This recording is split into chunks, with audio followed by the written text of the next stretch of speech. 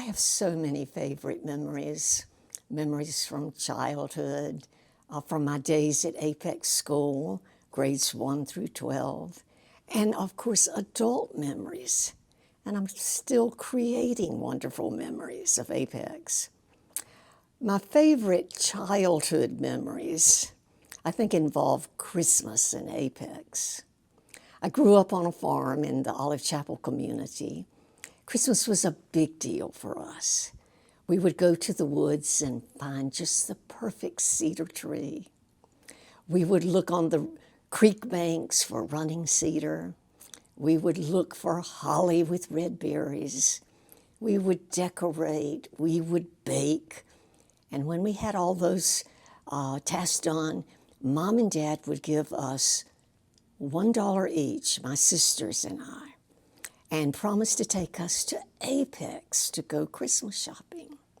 Now, we'd spend hours thinking about how we'd spend our dollars, pondering money-stretching schemes of all types. That's where we learned a lot of valuable lessons about money stretching.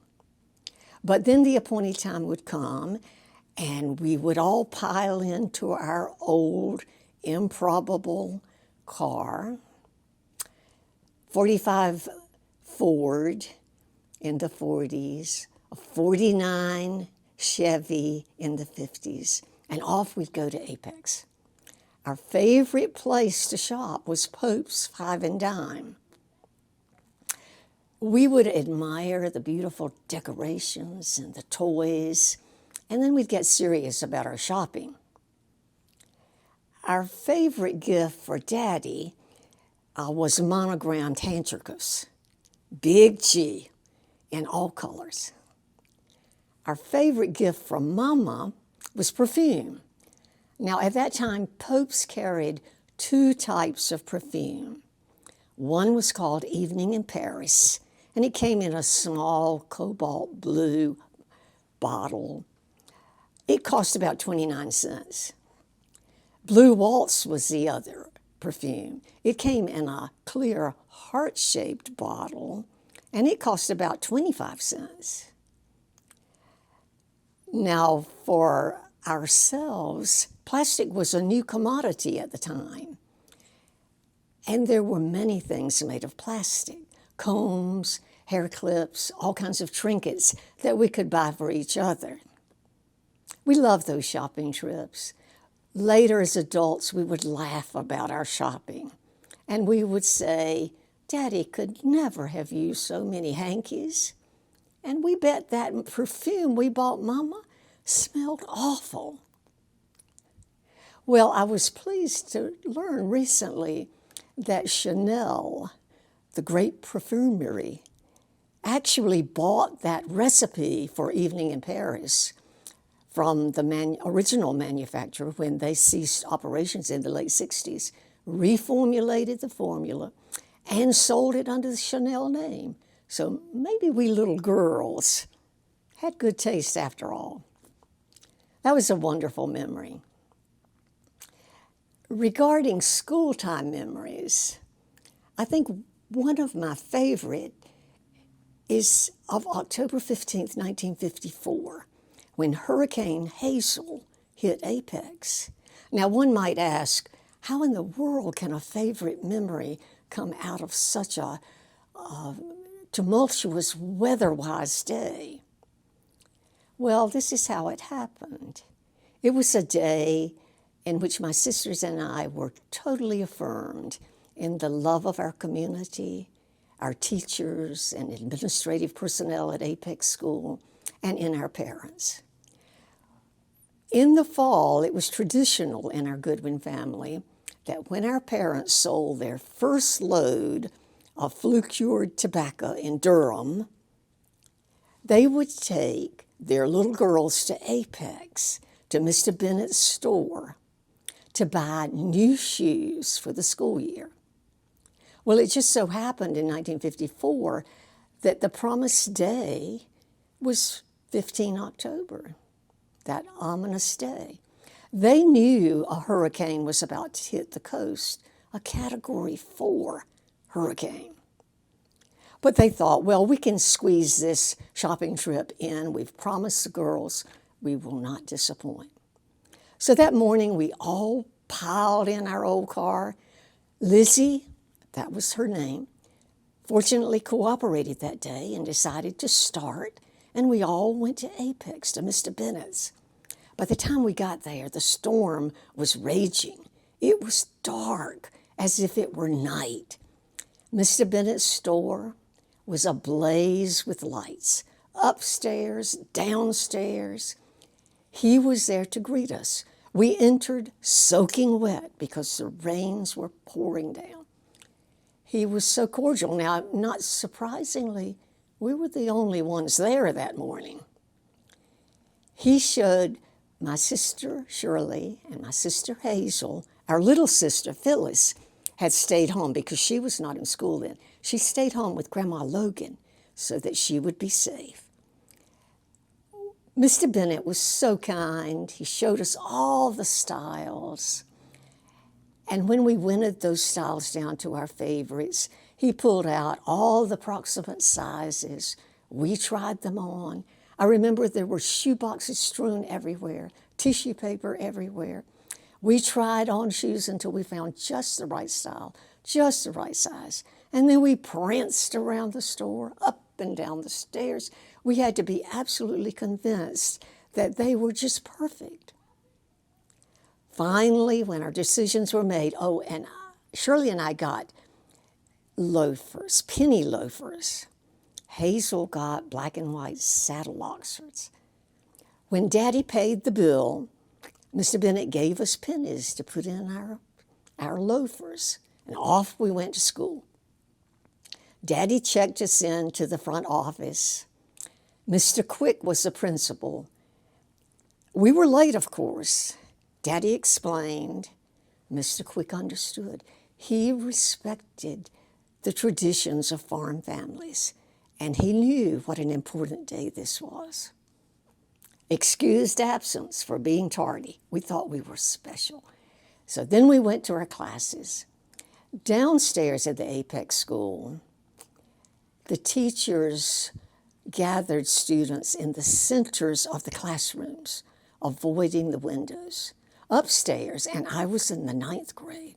I was in high school. Our teachers put us in the hallway. They were so calm and loving, tried to entertain us that day. We did not fear the storm. We knew a storm was raging, but we were so secure in their care. Now, about noon, the winds died down, and Mr. Quick decided it was a good idea to load us all on the buses and try to get us home. I suppose that's when the eye of the hurricane was coming through. We all got on our buses. Ours was number 19. But by the time all the buses were loaded, the winds resumed. Mr. Quick reversed his decision. All of you students off the buses into the school. So we went back. Again, center of the room, hallway upstairs. About 2-ish, I got a note from the principal's office saying, report to the main office immediately. I thought, oh no, I'm in trouble. When I got to the office, Shirley and Hazel were there, and Mama and Daddy were there. Mama and Daddy, fearing for the safety of their little girls, had made that trip to Apex, which for a farm family was a big deal, a second time on that terrible weather day. We all loaded in old Lizzie again. Daddy navigated the streets of Apex, which were strewn with big oak trees everywhere. We went down Olive Chapel Road, zigging and zagging among the fallen trees. When we got back to the farm, we were overjoyed that all the farmhouses were intact, essentially no damage. There were some trees down, but not what we had expected. Little Phyllis was safe with Grandma Logan, and we were all so happy to be together. Now that night, we little girls went to sleep knowing we lived in a very supportive community. The townspeople, Mr. Bennett, our teachers, Mr. Quick, the administrator, and our parents, they were looking after us. So that was a wonderful memory. Now, as an adult, I continue to make wonderful memories every time I come to Apex. And one of my best was this year on the 23rd of September, the Party in the Peak, because that gave me a wonderful opportunity to meet wonderful young people like Karen Cox, her staff, the mayor, the town council, the employees, the citizens of Apex. I was most honored to be selected as a storyteller. I enjoyed so much meeting the other storytellers.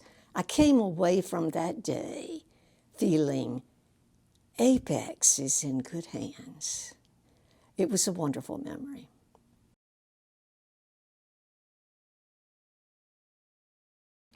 Now, my most important memory occurred when I was a senior at Apex High. As a little girl growing up on the farm, I developed an intense interest in science. And as I worked in the tobacco fields with my family, I would dream that one day I would grow up and I'd go to NC State and I'd study science. My teachers at Apex facilitated that dream. They prepared me academically, but by the time I got to be a senior, I understood that my dream was essentially impossible.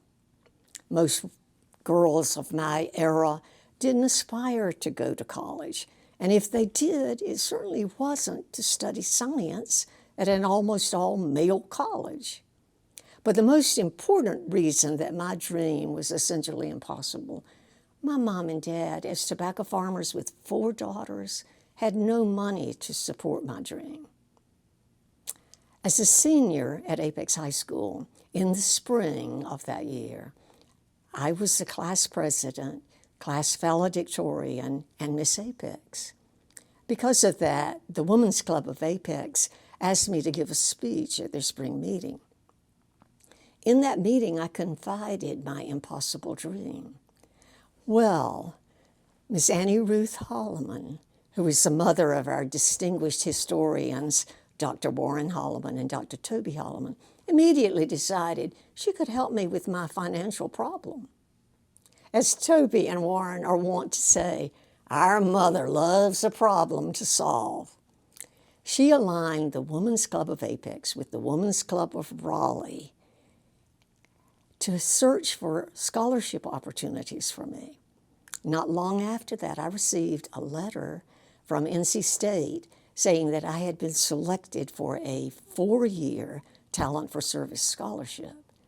I graduated 4 years later with highest honors.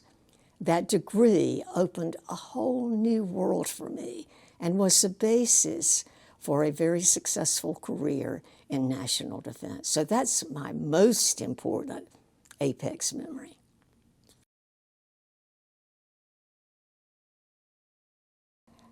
Friends, family, growing up as a Goodwin, I have a large extended family. My friends in Williamsburg, Virginia used to laugh when they would see the Apex phone book of that era saying, well, it's mostly Goodwins. So it's comfortable to be in Apex because of family and friends. The institutions, for example, Olive Chapel Baptist Church, the town, the railroad, the history, the charm. I love the Dr. Holloman book on the history of Apex. Pluck, Perseverance, and Paint tells a beautiful story.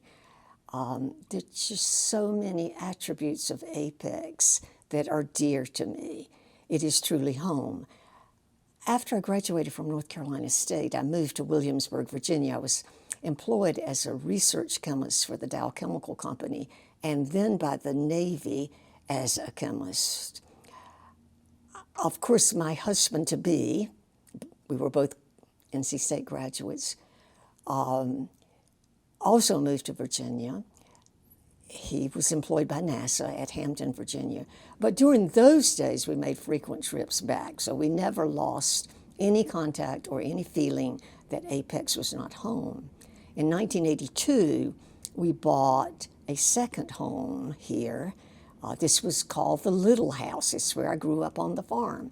And that was our second home until the 90s when we bought my mother's property. Over the years, we've added Goodwin properties to our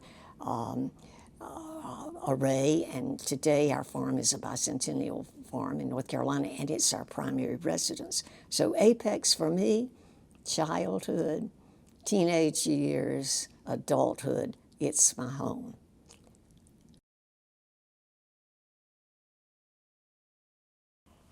I hope that Apex will always continue to be the peak of good living.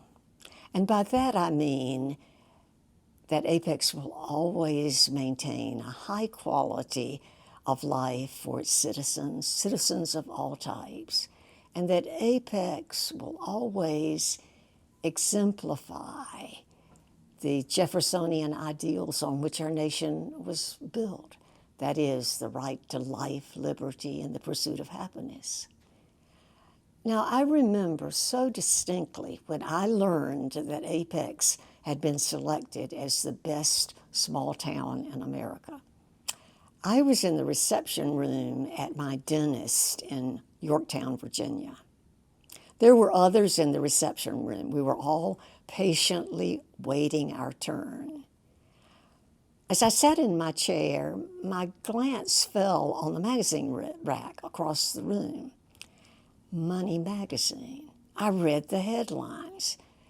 Apex, North Carolina, selected as best small town in America.